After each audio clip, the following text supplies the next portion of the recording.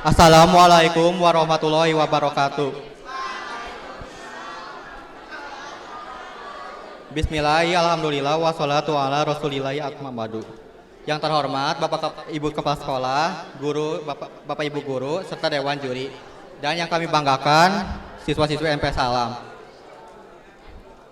Sebelumnya izinkan saya untuk memperkenalkan diri. Nama saya Nendi Fikri Patoni dari kelas 9B akan menceritakan tarikh Nabi Musa. Pada zaman dahulu, Mesir dipimpin oleh seorang raja yang bernama Firaun yang terkenal kejam. Ia terkenal dengan gaya yang sombong, sewenang-wenang hingga memperbudak para penduduknya. Pada suatu ketika, Firaun bermimpi bahwa Mesir akan terbakar hangus kecuali rumah-rumah kaum Bani Israel. Firaun pun memanggil para ahli sihir dan para peramal untuk menafsirkan cerita tersebut. Para peramal mengartikan bahwa akan lahir seorang bayi laki-laki yang akan membinasakan peradaban Mesir. Firaun pun takut akan hal tersebut. Lalu ia memerintahkan untuk membunuh setiap bayi laki-laki yang lahir dari kaum Bani Israel. Nabi Musa lahir bertepatan dengan pembunuhan massal tersebut. Ibunya mencari tempat jauh yang aman dari jangkauan para tentara raja Jolim tersebut. Ibunya menyusui dan menaruhnya di sebuah peti dan meletakkannya di sebuah sungai. Suatu hari, ibunya lupa untuk menarik peti tersebut hingga peti yang berisi bayi Musa tersebut terbawa hanyut oleh arus sungai. Peti tersebut terbawa hanyut sampai istana. Sesampai peti tersebut di istana, peti tersebut ditemukan oleh seorang wanita yang bernama Asia, istri Firaun. Asia yang mandul ingin merawat bayi malang tersebut hingga ia membawa bayi tersebut ke hadapan Firaun. Asia menghadirkan beberapa ibu susu untuk bayi Musa, namun bayi Musa menolak semuanya. Suatu ketika, ibu kandung Nabi Musa mendengar berita tersebut. Lalu ia segera bergegas menuju istana. Sampai istana, ibu Nabi Musa menyusui bayi Musa. Nabi Musa tumbuh menjadi pria yang sangat baik. Selama bertahun-tahun, ia dan para pengikutnya bersabar menghadapi kekejaman Firaun. Hingga pada puncaknya, Firaun mengakui dirinya sebagai Tuhan. Atas seizin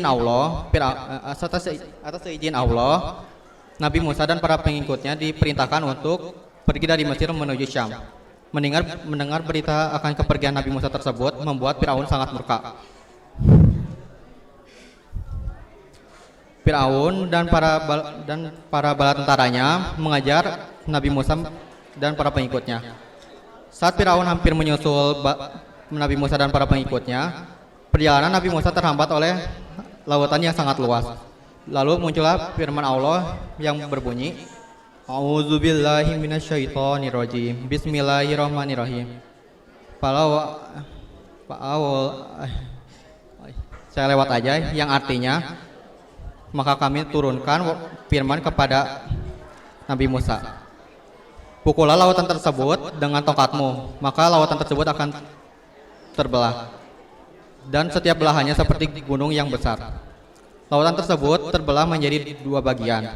Lalu Nabi Musa dan para pengikutnya segera melintasi lautan tersebut.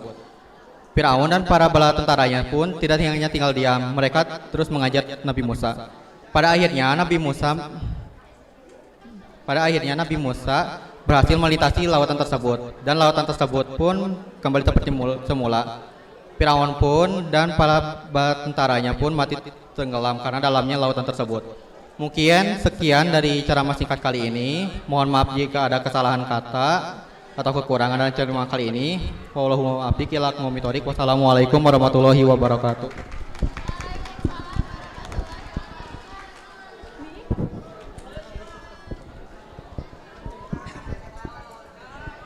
Assalamualaikum warahmatullahi wabarakatuh.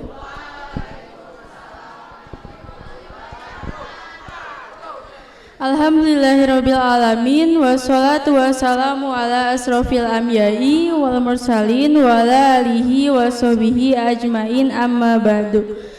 Yang saya hormati Ibu Kepala Sekolah, Bapak Ibu Guru SMP As-Salam, serta para dewan juri yang dirahmati Allah. Dan yang saya banggakan seluruh siswa-siswi SMP As-Salam. Puji dan syukur kita panjatkan kehadirat Allah Subhanahu wa Ta'ala atas nikmat dan rahmatnya kita masih bisa berkumpul di tempat ini dalam keadaan sehat. Salawat serta salam kita junjungkan kepada Nabi Muhammad Sallallahu Alaihi Wasallam. Jadi sebelumnya perkenalkan, nama saya Olivia Julianti Herman, perwakilan dari kelas 9D. Dan di sini akan membawakan ceramah yang bertemakan tentang Isra Miraj. Di sini ada yang tahu nggak Isra Miraj itu apa?